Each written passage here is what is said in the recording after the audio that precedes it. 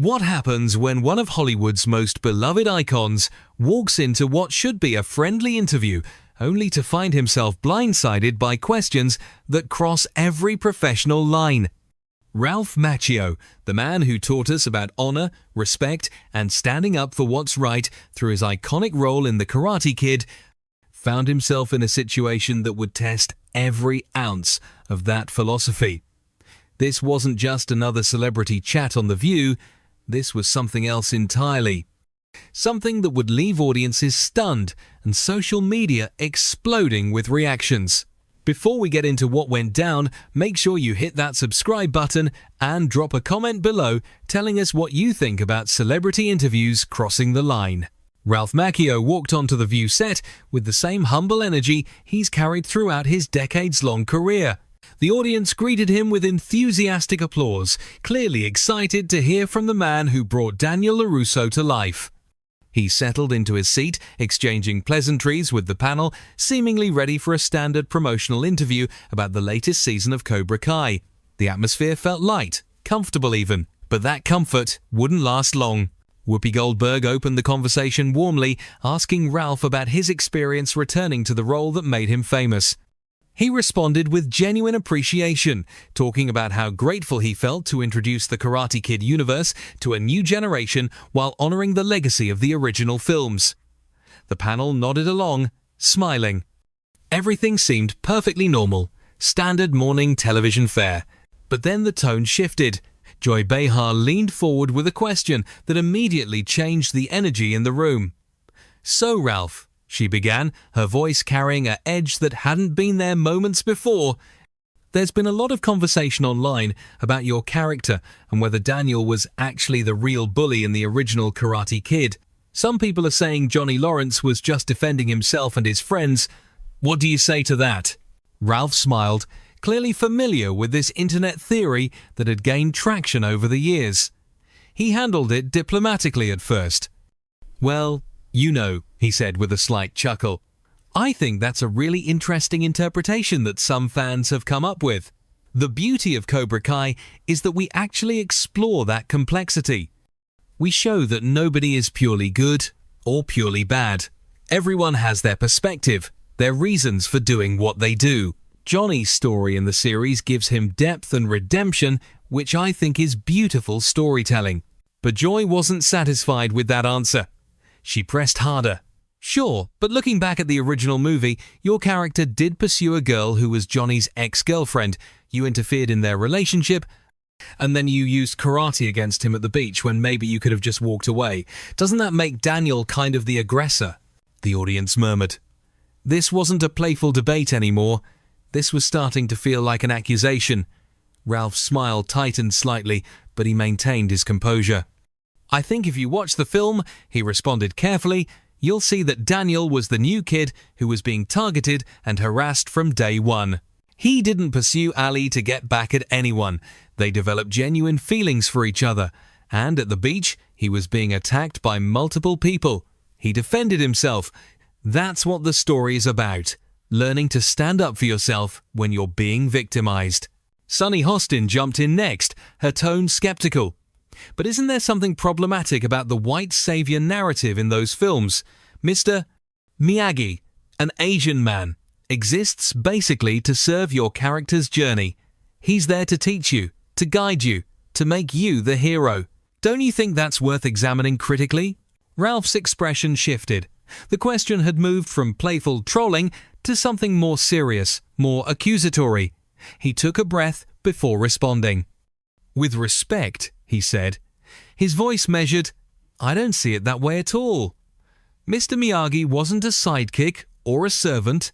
He was the heart and soul of those films.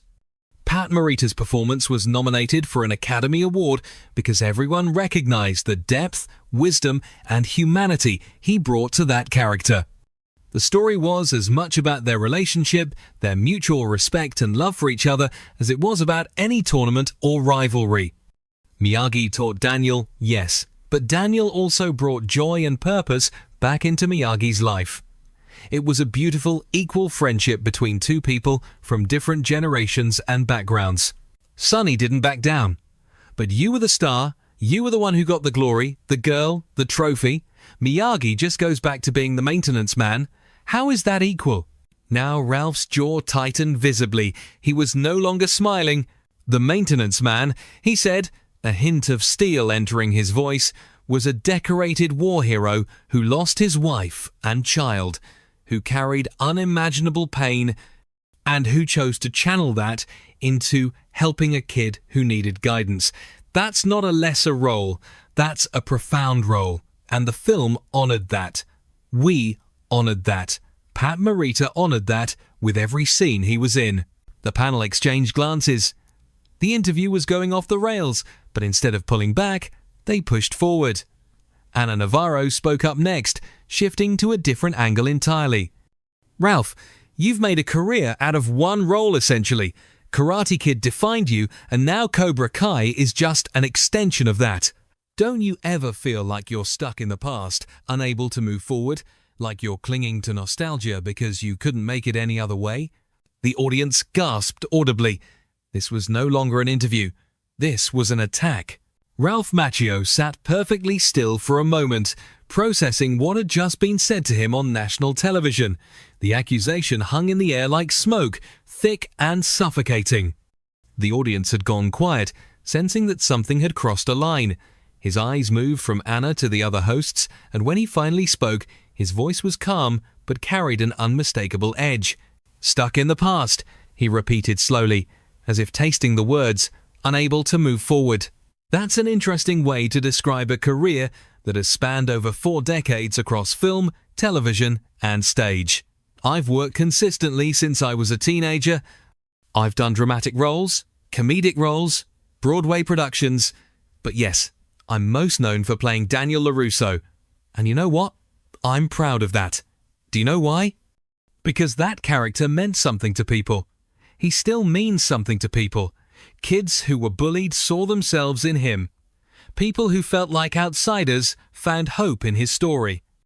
And now, with Cobra Kai, we're exploring what happens when that kid grows up, faces adult problems, makes mistakes, and tries to figure out who he is decades later. That's not clinging to nostalgia. That's building on a foundation and creating something new.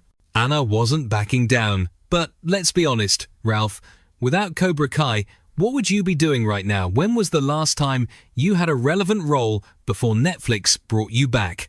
Ralph's composure was cracking now, visible in the set of his shoulders, the tightness around his eyes.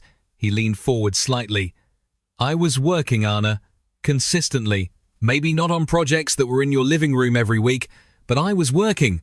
I was choosing roles that interested me, spending time with my family, living my life on my terms. Not every actor needs to be on a magazine cover every month to have a valid career. And frankly, I find it pretty disrespectful that you're sitting here suggesting that longevity and consistency are somehow failures. How many actors from the 80s are still leading successful television series? How many are still connecting with audiences across generations? Whoopi tried to interject, clearly sensing the interview spiraling. Ralph, I think what Anna is trying to say. No.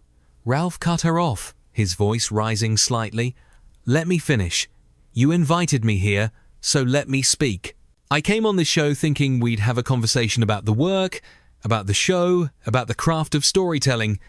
Instead, I'm being told that my career is somehow pathetic, that the character I played promoted bullying, and that my friendship with one of the most important people in my life was problematic because of his race. Do you hear yourselves right now? Joy jumped back in, her tone defensive. We're just asking questions that people are talking about online, Ralph. This is what hosts do. We challenge our guests. Challenge! Ralph shot back immediately. There's a difference between challenging someone and insulting them. There's a difference between asking tough questions and coming at someone with a predetermined narrative designed to make them look bad. You want to talk about what people are saying online? Fine. Let's talk about how online discourse has become so toxic that people will take a film about honor, discipline, and overcoming adversity and twist it into something ugly just for clicks and controversy. Let's talk about how we've lost the ability to appreciate stories for what they are without tearing them apart through the most cynical lens possible. Sunny interjected again. But criticism and analysis are important, Ralph. We can't just accept everything at face value. Stories have impact, and we need to examine that impact, especially when it comes to representation and problematic tropes. Ralph turned to face her directly. You want to talk about impact? Let's talk about impact. The Karate Kid taught millions of kids that you don't need to be the biggest or the strongest to stand up for yourself. It taught them that real strength comes from discipline, from having a teacher who believes in you, from finding the courage to face your fears. It showed a beautiful friendship between two people who society might have expected to have nothing in common, and it celebrated that friendship. Pat Morita became a household name because of that film. He got opportunities he never had before. He was honored and celebrated. And now, 40 years later, you're sitting here trying to reframe that as some kind of problematic white savior narrative? That's not analysis. That's revisionism. Anna wouldn't let it go. But you have to admit, Ralph, the narrative centers you, not him. You're the protagonist. Your journey is what matters. He's supporting your story. And what's wrong with that? Ralph responded, his frustration now fully evident. Every story has a protagonist. Should we not tell any stories about mentorship? About people from different backgrounds forming meaningful connections? You're essentially saying that because I'm white and Pat was Asian, our characters couldn't have a genuine, equal relationship on screen. That the only way it could have been acceptable was if somehow the entire narrative structure was different. Do you not see how that itself is a problematic way of viewing art and human connection? The audience was riveting between murmurs of agreement and awkward silence. This had become uncomfortable television. Joy tried to redirect. Look, we clearly have different perspectives on this. Let's move on. Tell us about working with William Zabka on Cobra Kai. No, Ralph said firmly. We're not moving on. You don't get to ambush someone, insult their life's work, question their integrity, and then just move on when it gets uncomfortable. You wanted this conversation, so let's have it. You want to know what's really problematic. What's problematic is this culture where we build people up just to tear them down. Where we pretend we're having important conversations about representation and social issues, but really, we're just being cruel for entertainment. Where a guest can't come on a talk show without being subjected to gotcha questions and bad faith arguments. Whoopi's expression hardened. Ralph, you're being a bit dramatic. These are legitimate questions. Dramatic, Ralph repeated, a bitter laugh escaping. I'm being dramatic. I'm sitting here being told my career is a failure, that the most important professional relationship of my life was racist, and that I should be ashamed of a character that brought joy to millions of people. But I'm the one being dramatic. The tension in the studio had reached a breaking point. Ralph Macchio was no longer the gracious guest who had walked onto the set minutes earlier. He was a man who had been pushed too far, and the hosts were beginning to realize they had miscalculated badly. The audience sat frozen, unsure whether to applaud, gasp, or remain silent. This was no longer entertainment. This was a confrontation. Sunny attempted to regain control of the situation. Ralph, I think you're misunderstanding our intention here. We're not attacking you personally. We're having a cultural conversation about media, representation, and how we look back at the stories that shaped us. Ralph shook his head slowly, his eyes moving across each host. A cultural conversation, he said quietly. Dangerously quiet. Is that what you call this? Because from where I'm sitting, this feels like a coordinated attempt to humiliate me. You know what a cultural conversation looks like? It looks like respect. It looks like actually listening to the other person instead of waiting for your turn to deliver the next prepared attack. It looks like acknowledging nuance instead of reducing everything to the most inflammatory interpretation possible. Joy leaned back in her chair, arms crossed. So we're not allowed to ask tough questions? We're supposed to just lob softballs at every celebrity who walks through that door? There's a universe of difference between tough questions and what just happened here. Ralph fired back immediately. A tough question would be, how do you feel about the way the original films are being reinterpreted by modern audiences? That's a tough question. What you did was tell me that people think my character was a bully, imply that my work is racist, and suggest that my entire career is a sad exercise in clinging to past glory. Those aren't questions. Those are accusations wrapped in question marks. Anna's expression had shifted from confrontational to defensive. You're putting words in our mouths now. We never said your work was racist. Ralph's laugh was sharp and humorless. You didn't use that exact word, no. You're too media trained for that. But you questioned whether the relationship between Daniel and Miyagi was a white savior narrative. You asked if it was problematic that an Asian character existed to serve my character's journey. What exactly do you think those questions imply? You're not stupid, and neither am I. We both know what you were suggesting. Whoopi raised her hand, as if to call a time-out. Okay, everybody needs to take a breath here. This is getting heated, and I don't think that's productive for anyone. Ralph turned to her, and his voice dropped to something even more intense than his earlier anger. Productive for who, Whoopi? For you? For your ratings? Because let me tell you something, this might make for great clips that go viral on social media. People will share this, talk about it, dissect every moment, and maybe that's what you wanted. Maybe that's the whole point of interviews now. Forget having actual conversations, forget treating guests with basic dignity. Just create conflict, create controversy, and watch the clicks roll in. That's not fair, Whoopi responded, but there was less conviction in her voice now. We have real conversations on this show every day. Do you, though? Ralph pressed. Or do you perform conversations? Do you pick positions that will generate the most reaction and then defend them, regardless of whether they make sense? Because that's what this felt like. It felt like you decided before I even sat down that you were going to take controversial positions about the Karate Kid, about my career, about my character, and no matter what I said, you were going to keep pushing. That's not a conversation. That's a setup. The audience was fully engaged now, many nodding along with Ralph's words. The energy had shifted. What had started as an audience watching their favorite hosts grill a guest had transformed into an audience watching those same hosts being held accountable.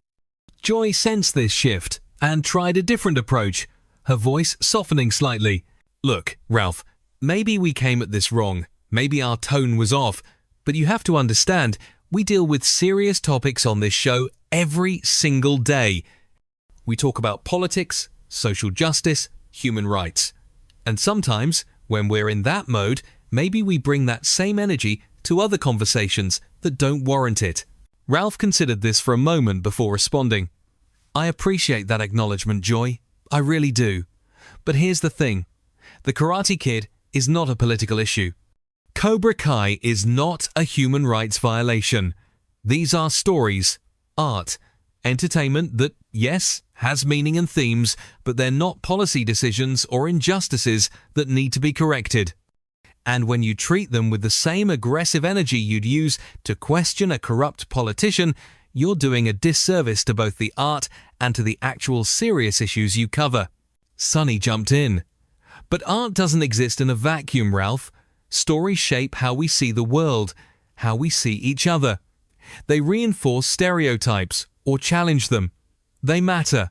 Of course they matter, Ralph agreed, his voice still firm but less heated now. I've never said they don't matter. The Karate Kid matters to me more than almost anything in my professional life. But mattering doesn't mean every piece of art needs to be perfect by contemporary standards. It doesn't mean we should look back at everything through the most critical, uncharitable lens possible and tear it apart. Context matters. Intention matters. And you know what else matters? The actual impact the work had on real people's lives. He continued, gaining momentum. I've had people come up to me for 40 years telling me how that movie helped them. Kids who were bullied, who found the courage to stand up for themselves. People who felt like outsiders, who realized they had value. Adults who learned lessons about mentorship, about patience, about discipline. Are all of those people wrong? Are all of those experiences invalid because someone on the internet decided to write a think piece about how actually Daniel was the bad guy? Anna spoke up again. Nobody is saying people's experiences are invalid, Ralph. Aren't you though? He challenged. When you tell someone that the thing that inspired them, that helped them through hard times, is actually problematic or harmful, what are you really saying? You're saying their interpretation is wrong. Their feelings are wrong. They should feel bad about something that brought them joy and meaning. And for what? So we can all feel intellectually superior? So we can demonstrate how much more enlightened we are than people were in the 80s? The hosts were clearly on their heels now. What had been intended as a provocative interview where they controlled the narrative had completely flipped. Ralph had taken control, and he wasn't letting go. Whoopi tried once more to redirect. I think we can all agree that this conversation has been more intense than any of us expected. Ralph nodded slowly at Whoopi's words, but he wasn't finished. Not even close. Intense, he repeated. That's one word for it. You know what word I would use? Disrespectful. I've been in this industry for over 40 years. I've done hundreds of interviews. I've been asked hard questions, challenging questions, uncomfortable questions. But I've never been in an interview where I felt like the people sitting across from me had so little regard for me as a person or for the work I've dedicated my life to. Joy shifted in her seat uncomfortably. Come on, Ralph, that's a bit much. We have regard for you. That's why we invited you on the show. You invited me on to promote Cobra Kai, Ralph countered. But the moment I sat down, this stopped being about the show. This became about tearing down something beloved to prove a point. And I think what really bothers me is that you're all smart enough to know better. You understand nuance, you understand context, but you chose to ignore all of that in favor of the most reductive, cynical takes possible. Anna spoke up, her voice carrying a defensive edge. We're allowed to have opinions, Ralph. We're allowed to disagree with the conventional wisdom about a movie or a character. Absolutely you are, Ralph agreed immediately. And I would never suggest otherwise. But there's a difference between having an opinion and weaponizing that opinion to make a guest feel small. You want to know what I think happened here today? I think you saw an opportunity to be provocative, to generate buzz, and you took it without considering that there's a real human being sitting here who poured his heart and soul into this work. You treated me like content instead of like a person. The audience murmured in agreement. Several people were nodding vigorously. The hosts exchanged glances, clearly aware that this interview had become a public relations disaster. Sunny attempted damage control. Ralph, I hear what you're saying. And if we made you feel disrespected, that was not our intention. We sometimes push boundaries on this show because we believe in challenging conventional narratives. Ralph held up a hand. Stop. Just stop. You keep saying it wasn't your intention, but intention only matters so much. Impact matters too. And the impact of this interview is that you made me feel attacked on national television. You questioned my integrity, my career, and the most meaningful work of my life. And now you want to hide behind this idea that you were just pushing boundaries or challenging narratives. That's not what happened here. He leaned forward, his intensity building again. You want to know what challenging narratives actually looks like? It looks like asking me how Cobra Kai deconstructs the hero and villain archetypes from the original films. It looks like exploring how the show grapples with nostalgia while also critiquing it. It looks like having a genuine discussion about how we tell stories about mentorship across cultural lines in a way that honors both characters. Those are challenging conversations. What you did was just inflammatory. Whoopi's expression had hardened. She clearly didn't appreciate being lectured on her own show.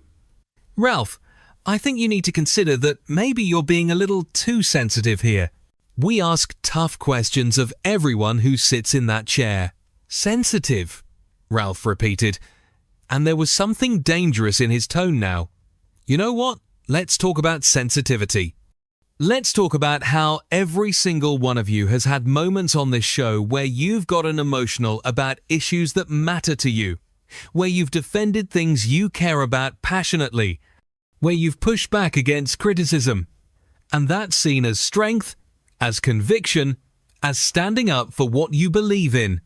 But when I do the exact same thing, when I defend work that matters deeply to me, I'm being too sensitive. Do you see the double standard there? Joy tried to interrupt, but Ralph kept going. I'm not finished. You want to talk about sensitivity? How about the sensitivity it takes to stand in front of cameras for 4 decades, knowing that everything you do will be picked apart, analyzed, criticized? How about the sensitivity it takes to pour yourself into a character, to make yourself vulnerable, to try to create something meaningful, knowing that people will always find reasons to tear it down? That kind of sensitivity, that kind of openness, that's not weakness, that's courage. And I'm not going to apologize for caring about my work or for defending it when it's being attacked. Anna opened her mouth to respond, but Ralph cut her off with a look. And another thing, while we're being honest here, this idea that you can say whatever you want to someone as long as you frame it as a question, that needs to stop. Asking me if I'm stuck in the past, unable to move forward, isn't a question, it's an insult, with a question mark at the end. Asking if my relationship with Mr. Miyagi was a white savior narrative isn't intellectual inquiry, it's an accusation disguised as curiosity. And we all know it. So let's at least be honest about what happened here today. The studio had gone completely silent except for Ralph's voice. The hosts were no longer trying to interject, they were simply listening, or perhaps enduring. The audience was transfixed. This was the most raw, unfiltered moment many of them had ever witnessed on daytime television. Ralph took a breath, and when he spoke again, his voice was quieter, but no less powerful. You know what the saddest part of all this is? I came here excited to talk about Cobra Kai. I came here excited to talk about how we're exploring themes of redemption, second chances, the complexity of human nature. I came here ready to have a real conversation about storytelling and what it means to revisit characters decades later. And instead, I got ambushed. I got put on trial for daring to be part of something that people love. And that's what modern discourse has become, hasn't it? We can't just let people enjoy things. We can't let art exist without tearing it down. We have to find the problems, manufacture the controversies, create the conflicts. Whoopi finally spoke, and there was a weariness in her voice. I think we've all said what we need to say here. Ralph, thank you for coming on the show and for this very spirited conversation. Ralph stood up, and there was a finality to the gesture. A spirited conversation. That's what we're calling this. Fine, but let me leave you with one last thought. The Karate Kid endures after 40 years, not because it's perfect, not because it's without flaws, but because it speaks to something fundamental in people, the desire to overcome obstacles, the value of having someone believe in you, the courage it takes to face your fears. And Cobra Kai endures because we're doing the hard work of asking what happens to those people as they grow older, make mistakes, try to find their way. That work matters. It matters to me. It matters to everyone who works on the show, and it matters to the millions of people who watch it. And no amount of cynical interrogation on a talk show is going to change that. He looked at each host in turn. I hope the next time you have a guest on this show, you treat them with the basic respect they deserve. Not as content, not as fodder for viral moments, but as human beings who have dedicated their lives to their craft, because that's what we all deserve. With that, Ralph Macchio walked off the set. The audience erupted into applause, many standing. The hosts sat in stunned silence, clearly unsure how to proceed. The interview that was supposed to be a routine promotional appearance had become something entirely different. Something that would be talked about, debated, and analyzed for days, weeks, maybe even years to come. Ralph had come onto the show as a guest, but he left as something else entirely. He left as someone who had drawn a line in the sand and refused to back down. What did you think of this confrontation? Do you believe talk shows have gone too far in trying to create controversial moments? Was Ralph right to push back the way he did, or should he have handled it differently? Drop a comment below with your thoughts and make sure you're subscribed because we're covering all the biggest moments in entertainment. What's your take on how interviews should be conducted in today's media landscape?